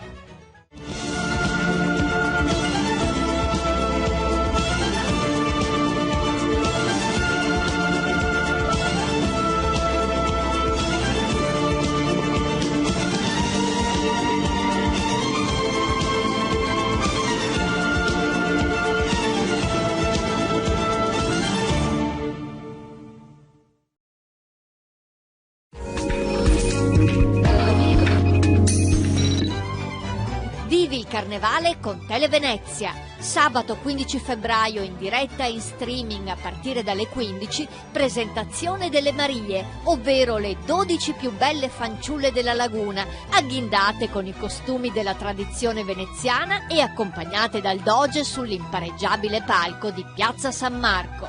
Segui l'evento su Televenezia. Spostamento dobbiamo caratterizzare quella sabbia, che poi è sempre la stessa, ecco, quindi una mano lì sarebbe oltremodo utile da parte della Regione. Il coordinatore della conferenza dei sindaci sul litorale ha aperto proprio così la prima riunione del 2020 che ha esaminato vari fattori sul tavolo di Camanetti a Eraclea, proprio per dare un segnale forte in un comune che ha visto lo scorso anno un sistema malavitoso che ha portato all'arresto di una cinquantina di persone. Io faccio un ragionamento molto semplice da cittadino qualunque: dove c'è ricchezza c'è anche la malavita, bisogna affrontarla sempre e comunque. I casi successi sono certamente importanti, ma bisogna prendere nel senso, dobbiamo combatterli e quindi ognuno farà le proprie azioni, ma credo che le fa anche quotidianamente con il modo di gestire il proprio ente locale.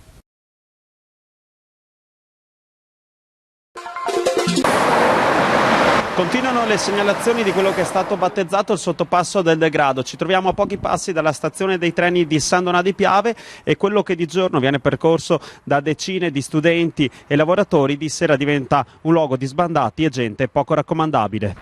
Noto che spesso al buio ci vorrebbe sicuramente più sicurezza, ci vorrebbero delle telecamere e molta più luce. All'improvviso quando passi in bicicletta non sai mai chi ti spunta davanti.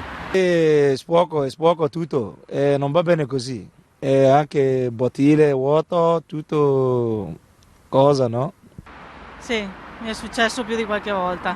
Di incontrare brutte persone? Sì, sono sempre sedute là sui scalini, sì. E se alla sera ci sono persone poco raccomandabili, quello che si trovano il giorno seguente ragazzi e lavoratori è sporcizia e residui di bivacchi che generano odori maleodoranti facilmente respirabili all'interno del sottopasso, e per evitare queste situazioni che imperversano da mesi c'è chi propone delle soluzioni. Il terzo turno e quello notturno per maggior presidio sul territorio, perché dobbiamo avere sempre una costanza tutti i santi giorni e essere presenti. Purtroppo siamo su una situazione dove per anni l'immigrazione è arrivata in Italia da tutte le parti e anche qui tante volte ci troviamo in situazioni che chiaramente non sono del tutto legali. Dal comune la strada intrapresa è quella di continuare a incrementare la sicurezza. In due modalità: uno il fatto di aver dotato il nostro comando di 2 figure di ufficiali che hanno già preso servizio a inizio anno e di continuare il reclutamento anche di altre figure nel corso di quest'anno. E il secondo è attraverso una collaborazione con i comuni vicini di Noventa e Musile per integrare i nostri servizi e presidiare in maniera più efficiente il territorio. La storia inizia proprio qui da via Eraclea, a pochi passi dal centro di San Donà di Piave, dove nel 2014 a settembre 2019 un ragazzo